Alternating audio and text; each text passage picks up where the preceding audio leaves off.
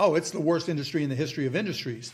You don't do a lot of media investing these days. You actually started off in the media business. That's one of the ways that you made a lot of money. What do you think about the kind of current state of the media business when you step back? What's your take on just the general landscape as you look at it? And why don't you do as much media investing these days? Oh, it's the worst industry in the history of industries. Clothing, music, media, right? Because bits are bits. In a digital world, bits are bits. They don't care what they are, how they're communicated, or how people consume them. And so that means everybody can compete. And now with AI, with the VOs and Soras of the world, right?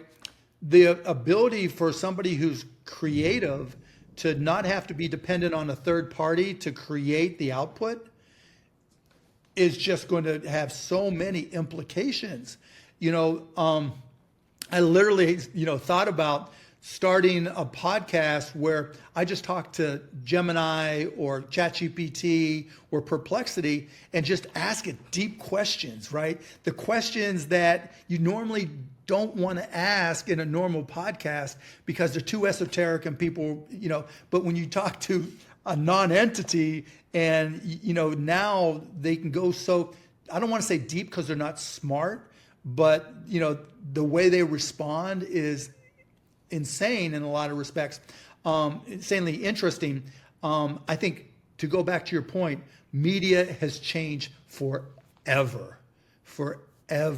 There's no limit.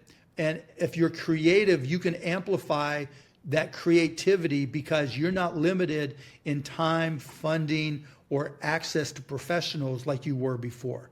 And those professionals that you might have been dependent on, the producer you're using, the audio engineer or video engineers that you're using, it just gets condensed in their ability to do their job faster, better, cheaper, so they can do more things. It's just like you're using all digital tools now.